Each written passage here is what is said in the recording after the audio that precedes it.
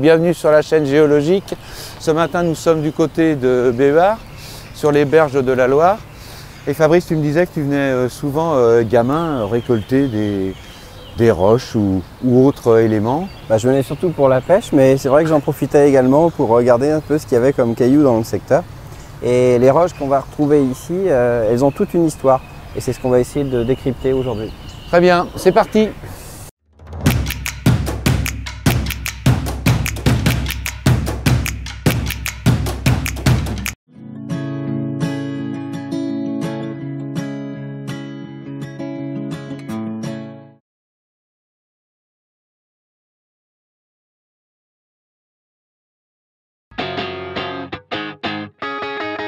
Là, on a un avantage qui est vraiment superbe. On n'est pas en haut d'un moulin, mais on a quand même un 360 degrés. Ici, on est dans une plaine alluviale, et une plaine alluviale, c'est une plaine d'inondation.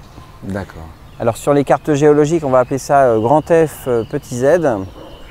C'est composé d'alluvions. Leur épaisseur, là, il faut regarder les données de sondage qui ont pu être réalisées. Ici, on peut avoir jusqu'à 20 mètres d'épaisseur d'alluvions. C'est très variable d'un endroit à l'autre. Et ces alluvions, ils ont été transportés par le cours d'eau qui est ici, donc là, la Loire. Et là, on est en rive droite. Et tout à l'heure, tu me l'as dit là, que tu avais vu des choses un peu étranges dans ce secteur, qui ne semblent pas forcément naturelles. Alors, c'était quoi, Yves? Des blocs de roches qui coupent perpendiculairement la Loire. Au niveau des berges, on a aussi des blocs de roches. La Loire, en transportant le sable, une partie de ce sable va être bloquée par l'épi. Donc c'est ce que l'on voit ici sur le côté gauche, donc en amont de l'épi. Et en arrière de l'épi, il y a un déficit en sable. Ces aménagements faits par les hommes, ils ont pour objectif de limiter, pour les enrochements en rive gauche, là, de limiter les effets de l'érosion. Et pour les épis qui sont disposés sur la rive droite de la Loire dans ce lieu, eh bien, ils ont pour objectif d'inciter le cours d'eau à chenaliser, c'est-à-dire à placer son chenal principal dans une zone restreinte, de manière à ce que les bateaux puissent passer toute l'année.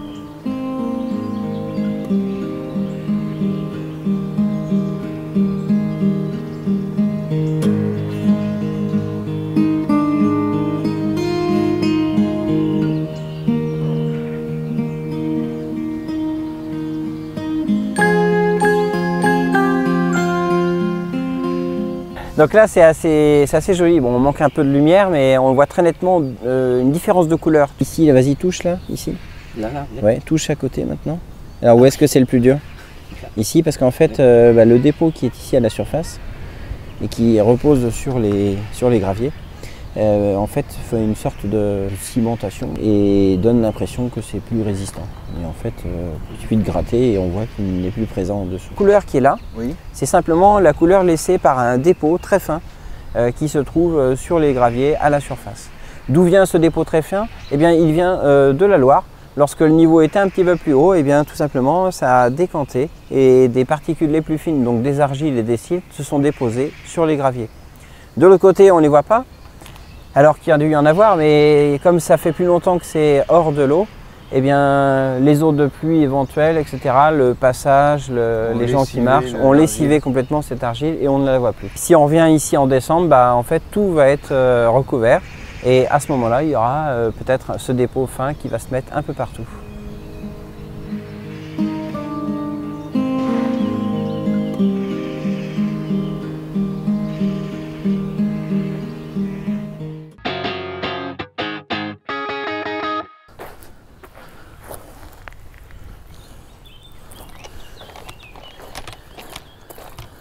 Alors, Fabrice, qu'est-ce que tu as trouvé de ton côté?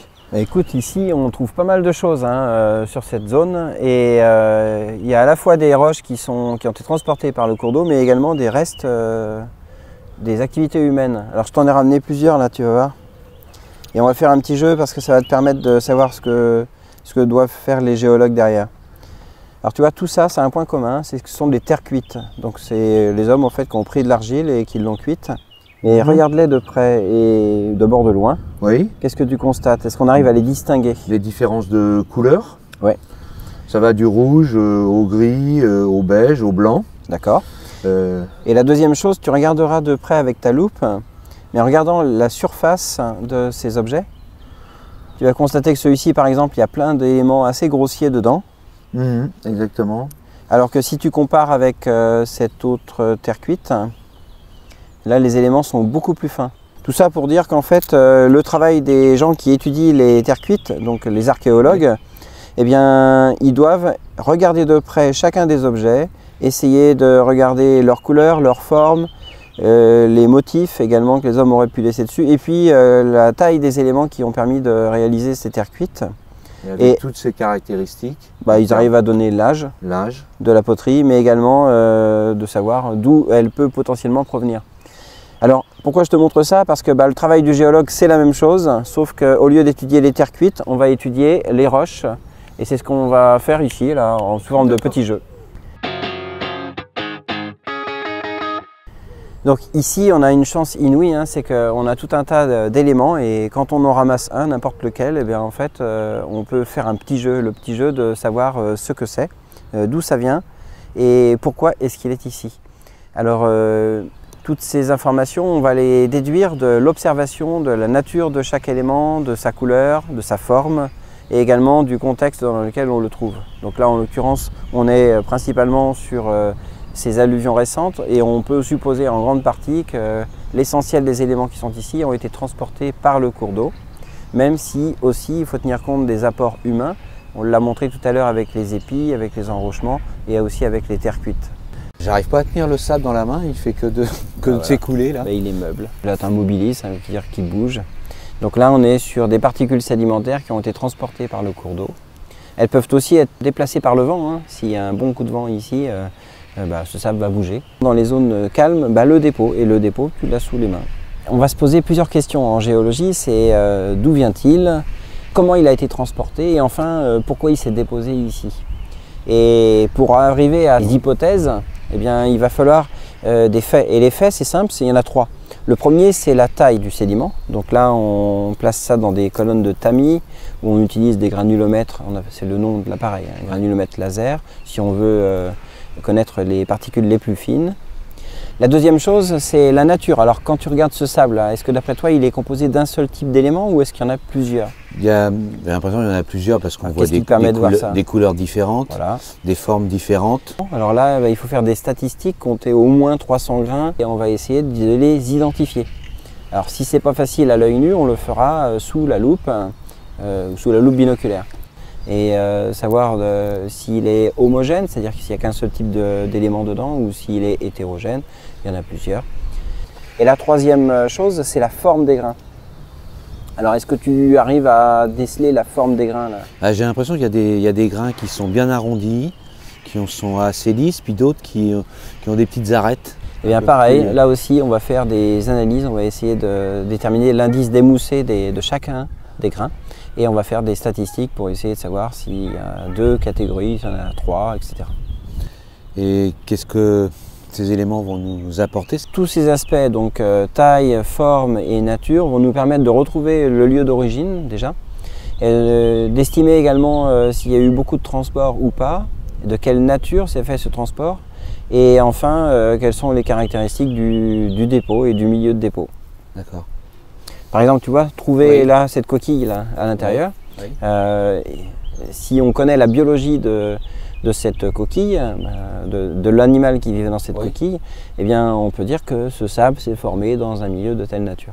En l'occurrence, là, c'est un organisme qui vit dans de l'eau douce, donc ça veut dire qu'on est sur du sable qui s'est formé dans de l'eau douce, ce qui tombe bien parce que c'est le cas. Alors attention toutefois, parce que ce sable, dedans, il y a aussi des fossiles. Et qui ne sont pas liés au milieu de dépôt. Ils sont là comme éléments, comme roches résiduelles de ces alluvions.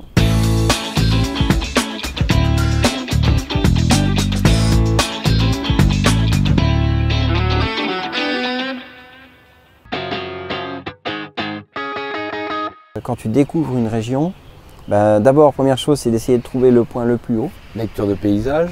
Absolument. Et le deuxième point, c'est d'essayer d'aller dans un lieu comme celui-ci et de regarder un peu ce qu'il y a dans les alluvions du cours d'eau et de faire un petit travail d'identification. Et si on n'a pas les réponses à l'identification, c'est pas grave, ça va se faire avec le temps, avec l'expérience et avec la découverte de tout un tas d'affleurements. D'accord. Et tu me disais, regardez bien ces fragments-là à l'aide de la loupe binoculaire. Ah oui, parce que il y a des renseignements extraordinaires. C'est fabuleux. Il y a plein de minéraux, il y a plein de fossiles qui sont tout petits et qu'on ne peut déceler que sous la loupe. Tout à l'heure, j'ai vu que tu avais ramassé un morceau avec des petits gastéropodes là. Oui. Ben ça, à l'œil nu, on ne les voit pas, mais avec la loupe, on les identifie très facilement. Et après, avec la culture générale, on peut arriver à retrouver le lieu de leur provenance. Fabrice, incroyable, incroyable tout ce que j'ai trouvé. Ouais. J'ai trouvé des fossiles, d'accord, des spongiaires, des oursins, j'ai trouvé des minéraux, j'ai trouvé des feldspaths, j'ai trouvé des roches, des petits fragments de roches style granit, des micaschistes. C'est impressionnant, ça vient d'où tout ça? Avant tu as bien tout étiqueté? Oui, j'ai tout étiqueté. Okay. Parce qu'important, c'est de mentionner sur ton étiquette le lieu, la date et le lieu avec le plus de précision possible.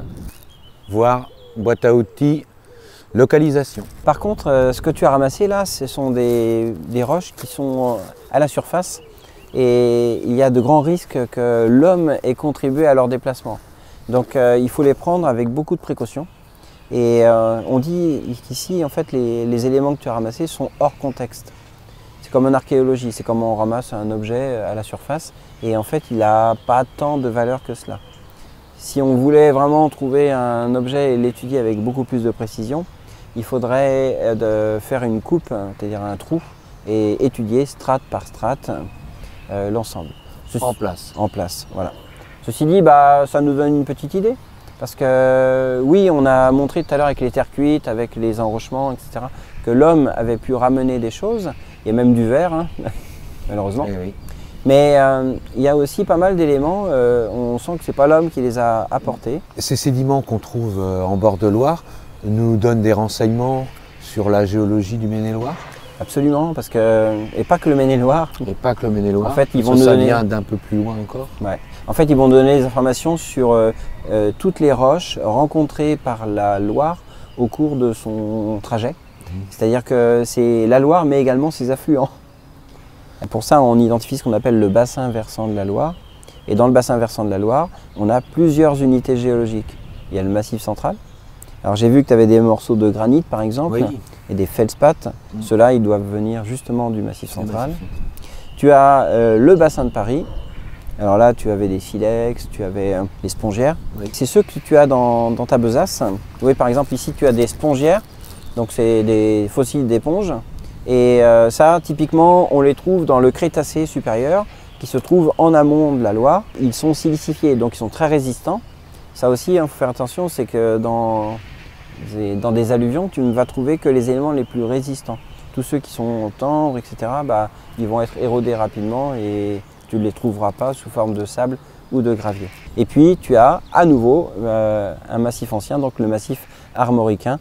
Et là, c'est le schiste, j'ai vu que tu en avais tout à l'heure. Alors ce schiste, il est particulier, hein, c'est que si tu vois, en voilà un morceau et on peut le casser.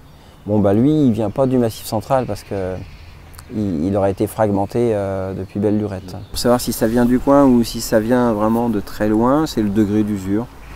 Si tu trouves des éléments qui sont vraiment pas abîmés, soit c'est parce que c'est les hommes qui les ont mis ici, soit c'est parce que en fait on est proche des lieux d'affleurement et il y a eu très peu d'usure sur ces objets. Bien, j'espère que cette vidéo vous a intéressé, vous a surtout envie d'aller sur le terrain. À bientôt. Salut. Je crois que tu peux la refaire à la fin. Ouais, je peux la refaire. C'est zéro patate. Avec moi, Patrice. Je suis plus à l'aise avec Patrice.